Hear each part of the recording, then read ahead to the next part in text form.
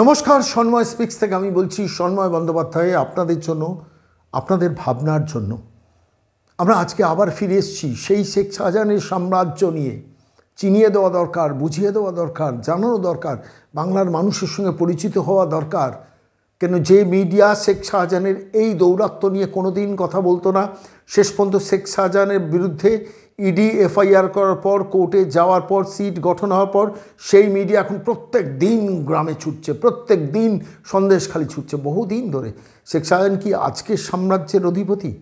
গত কয়েক বছর ধরে এই নৈরাজ্যের রাজত্ব তৈরি করে বসেছেন এই শেখ শাহজাহান ওই সন্দেশখালি গ্রামে।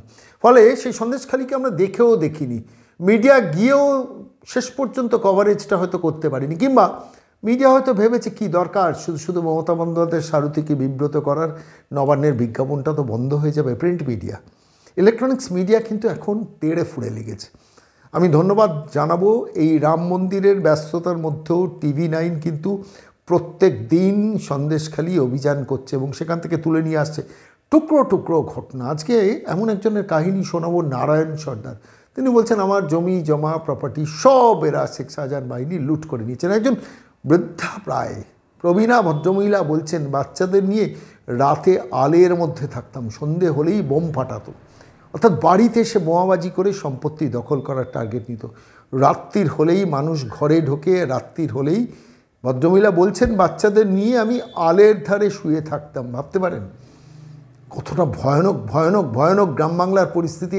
এই বাংলাকে আপনি আমি চিনি। 2021-এ বাংলা তার মেয়েকে চায় স্লোগান দিয়ে তো মমতা বন্দ্যোপাধ্যায় সরকারে এসেছিলেন।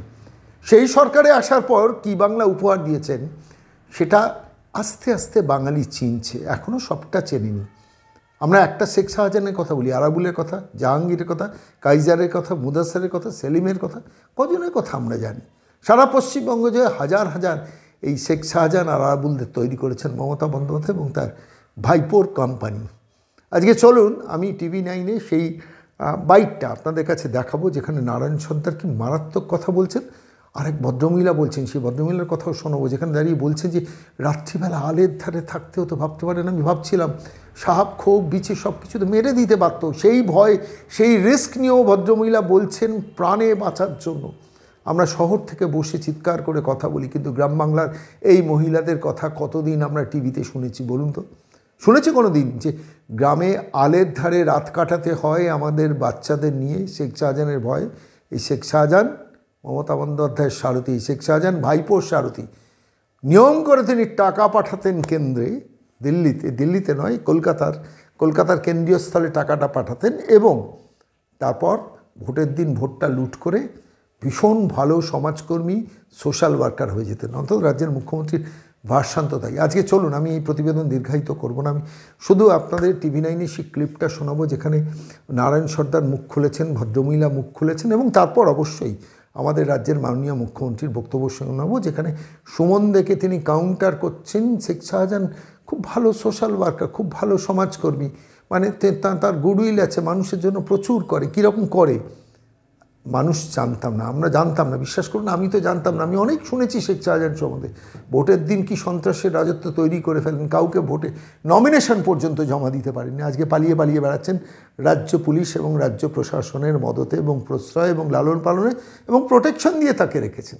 আজকের এই প্রতিবেদনে সেই শেখ শাহজাহানের আরেকটা দিকের কীর্তি সম্বন্ধে জানাবো যেখানে নারায়ণ সর্দার মুখ খুলেছেন আর সেই প্রবীণা ভদ্রমহিলা কি অসহায়ভাবে গ্রামের ওই অসহায় মহিলা মুখ খুলেছেন যে আলের ধারে রাত কাটাতো তো বাচ্চাদের নিয়ে। শুনুন দুটোই। শেখ শাহজাহানের ভাই সিরাজউদ্দিন শেখ, সিরাজউদ্দিন শেখ, উনি এই জমিটাকে জোর করে আমাদের বেনামি করে এই জমিটাকে দখল করে নিয়েছে। থানায় এফআইআর করেছি, বেএলআরও করেছি।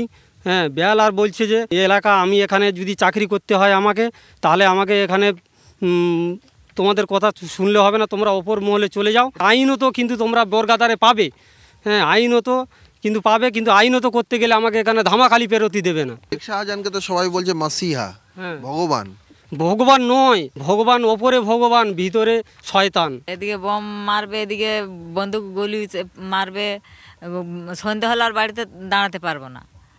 সেখন সব বাচ্চা কাচ্চা নিয়ে সেই মাঠের মধ্যেখানে থাকতাম। ধান চাষ হয়েছে, ধান জমির ওই আইলগুলো শুয়ে থাকতাম বাচ্চা কাচ্চা নিয়ে।